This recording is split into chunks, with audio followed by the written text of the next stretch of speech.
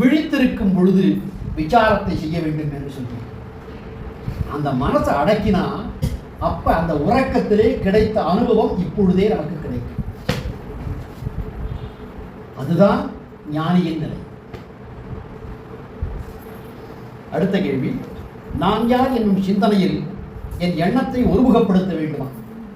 இந்த எண்ணத்தைங்கிற வார்த்தை ரொம்ப முக்கியமானது. ஒருமுகப்படுத்த வேண்டுமா கேட்கிறார். பகவான் சொல்றார், நான் என்னும் எண்ணம் எங்கிருந்து எழுகின்றது என்று கவனிக்க வேண்டும் என்பதே அதன் பொருள். மனத்தை வெளியில் செலுத்துவதற்கு பதிலாக உள்ளுக்குள் நான் என்ற எண்ணம் எங்கிருந்து எழுகின்றது என்று பார். இதை கொஞ்சமாவது நம்ம அபியாசம் பண்ண ஆரம்பிச்சோம்னா தான் நமக்கு கொஞ்சம் அது புரிய ஆரம்பிக்கும். அது வரைக்கும் புரிய. இன்னொருத்தர் சொல்றார், he has quoted one Geetha ஸ்லோகம். அந்த கீதா ஸ்லோகத்தினுடைய தாற்பயம், அபியாசத்திலும் ஞானம் நல்லது, ஞானத்திலும் தியானம் சிறந்தது, தியானத்திலும் கர்மபல தியாகம் மேலானது, தியாகத்தால் இடையறாத அமைதி இயல்பாகின்றது என்ற கீதா வச்சனத்தின் தாற்பயம் என்ன அப்படின்னு கேட்கிறார். அதுக்கு பகவான் பதில் சொல்றார், தெளிவின்றி ஏதோ அபியாசத்தை செய்வதை விட, அபியாசமற்ற வெறும் தெளிவை விட அபியாசத்தோடு கூடிய தெளிவு தியானம் சிறந்ததாகும். அத்தகைய தியானத்திலும் இதிலும் அவாவற்று அகந்த எழுச்சியற்று இருத்தல் உயர்ந்த நிலையாகும். தன் இழப்பு நிலையில் அமைதி தனது இடையறாத இயல்பாக சிறந்து ஒழுகிறது. தெளிவின்றி ஏதோ அபியாசத்தை செய்வதில்லை. நம்மளாம் இந்த மாதிரி நிறைய பண்ணிட்டு ரொம்ப ப்ராக்டிக்கலாக டக்குன்னு புரியணுங்கிறதுக்காக சொல்கிறேன். நைவேத்தியம், பரிசேஷம். இந்த பரிசேஷம் எதுக்கு பண்ணுறான்னு யாருக்காவது தெரியணும். என்னமோ சொன்னால் மற்றபடி சும்மா ஜலத்தை சுற்றுறா எல்லாரும் அவ்வளோதான். நைவேத்தியம் என்ன பண்ணுறேன் சொல்லும் கூட, நைவேத்தியத்துக்கு போது என்ன பண்ணுறேன்?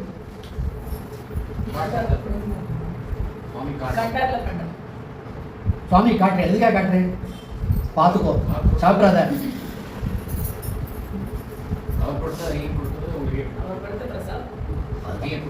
இது மகாபிரிவா சொல்லியிருக்காங்க. நைவேத்தியம்னா அவனை சாப்பிடுங்கிறதுக்காக ஏற்பட்டக்கூடிய ஒரு பொருள் அல்ல. அறிவிக்கின்றேன், அப்பா நான் வச்சிருக்கேன், நீ சாப்பிட்றதுக்காக இதை நீ கொடுத்துறாப்பா, உன் தயவுடாப்பா அப்படின்னு அவனுக்கு அறிவிச்சுட்டு சாப்பிடும். இது இன்ஃபேக்ட் நம்மளை விட பெட்டராக மற்ற மதத்தினர் அனுசரிக்கிறோம்.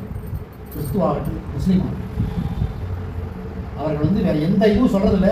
ஆனால் ஒரு நிமிஷம் கையை கூப்பி அந்த இறைவனை, அப்பா இந்த ஒருவேளை உணவு எனக்கு கொடுத்தாயே நன்றி சொல்லிட்டு தான் சாப்பிடும். நீங்கள் பார்க்கலாம், டெய்லி வைக்கிறோம். ஆனால் இங்கே நைவேத்தியங்கிற ஆத்திரை யாரோ ஒருத்தர் பண்ணுறாங்க. ஒவ்வொருவரும் செய்ய வேண்டும். இதயத்திலே உள்ள அந்த ஆத்மாவிற்கு இப்படி நம்ம நிறைய கர்மாக்களை பண்ணுறோம். என்ன பர்பஸ்னே தெரியாதே பண்ணுறோம். அதுதான் பகவான் சொல்கிறார், அபியாசத்திலும் ஞானம் சிறந்தது.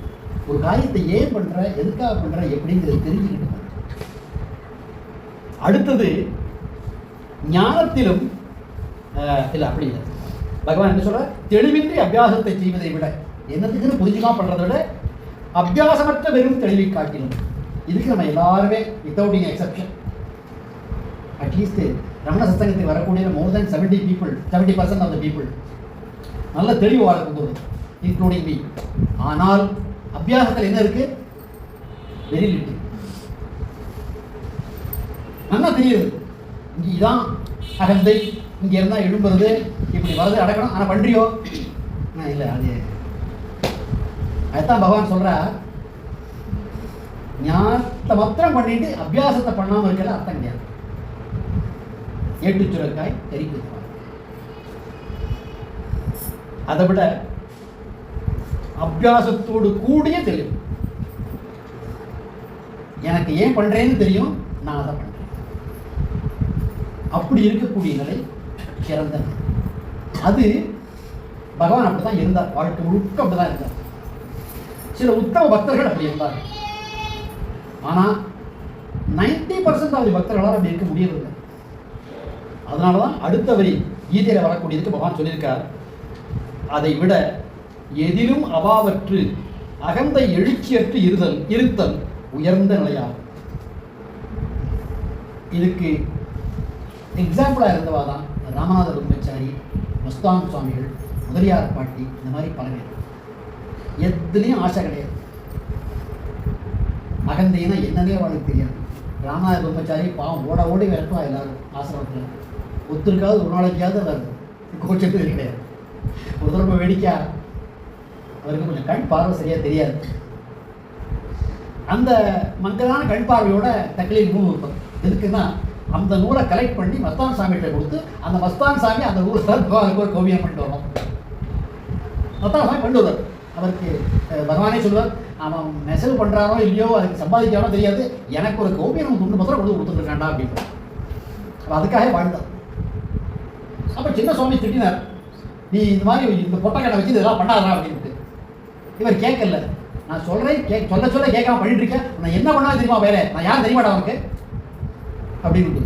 அப்போ சின்ன சுவாமியில் இருந்த மூடு இவர் தென்ன ஓரத்தில் இருக்க ஒரு வச்சா கீழே விழப்புறார். குஞ்சு சுவாமியில் தயாராக அப்படி இருந்தாரான். இவர் கீழே விழுந்தா பிடிச்சி விழுந்துட்டு. அப்போ ராமதாஸ் பொறுமைச்சாரி சொன்னாரான், அந்த நான் யாரும் தெரிஞ்சா நீங்களே இப்படி பண்ண மாட்டேன்னு நானும் பண்ண மாட்டேன், அதுக்காக தான் இதில் பாடுபடுறோம் அப்படின்னாரு. எதுவுமே தெரியாத நினைச்சுட்டு இருக்கிற அந்த ராமநாத பிரம்மச்சாரிக்கு, இவன் நினைச்சுட்டு இருந்தவருக்கு இத்தனை தெரிஞ்சிருக்கு. எதனால? எந்த எதிர்பார்ப்பும் கிடையாது, அகந்தையே கிடையாது. அது உத்தம நிலை. அதனாலதான் பகவான் நான் யார் விசாரங்கிறத மாத்திரம் வைக்காம கூடவே same coin contains two sides. One is ஆன்ம விசாரம், மற்றது சரணாகதி. அந்த சரணாகதியாவது பண்ணணும். ஆனால் சரணாகதி எப்படி பண்ணணும்? ராமாய பிரம்மச்சாரி பண்ண மாதிரி பண்ணணும், முதலியார் பாட்டி பண்ண மாதிரி பண்ணணும், மஸ்தான் சாமி பண்ண மாதிரி பண்ணணும். எதையும் எதிர்பார்க்காமல், எதையுமே எதிர்பார்க்காமல் நம்முடைய கடமையை பண்ணணும். அதுக்கப்புறம் ஒருத்தர் ரொம்ப குதர்க்கமாக ஒரு கேள்வி கேட்கிறார். நான் தன்னை தேடிக்கொண்டிருப்பது ஹாஸ்யம் அல்லவா? நான் யார் விசாரம் கடைசியில் வெறும் வெட்டி பேச்சாக முடியவில்லையா? ஏதோ குருட்டு மந்திரம் போல் நான் யார் என்று என்னையே நான் கேட்டுக்கொண்டிருப்பதா? இந்த மாதிரி பல பேர் கேட்டிருக்காங்க. அதுக்கு பகவான் பதில் சொல்றார், ஆன்ம விசாரம் பெருமையான சூத்திரம் அல்ல. அது எந்த மந்திரத்தை ஜீவிப்பதை காட்டிலும் உயர்ந்தது. வெறும் மனத்தால் நான் யார் என்று மாத்திரம் கேட்பதாக இருந்தால் அதனால் விசேஷம் ஒன்றும் இல்லை. முழு கவனத்தையும் அதன் மூலத்தில் ஏகாகிரகம் செய்வதே ஆன்ம விசாரத்தின் நோக்கம். ஆகையால் ஒரு நான் மற்றொரு நானை தேடுவதில்லை. அது நான் யார் விசாரமே உண்மை உருவாகிய எல்லையற்ற சுத்த சத்தியத்தை உணர்த்துவதற்கு தவறாத உபாயம். அது ஒன்றே வழி. ஸோ இப்படி பகவான் இனிஷியலாக வரக்கூடிய பல கேள்விகளுக்கு, சந்தேகங்களுக்கு விளக்கங்கள் கொடுத்துருக்கார். நம்ம பார்த்தபடி நான் யார் விசாரம் பண்ணுறதுக்காக தான் இது. ஆனால் இந்த புக்கில் நான் யார் விசாரத்தை மாத்திரம் சொல்லலை, நல்லா புரிஞ்சுக்கணும். சரணாகதியை பற்றி சொல்லியிருக்கு, பக்தியை பற்றி சொல்லியிருக்கு,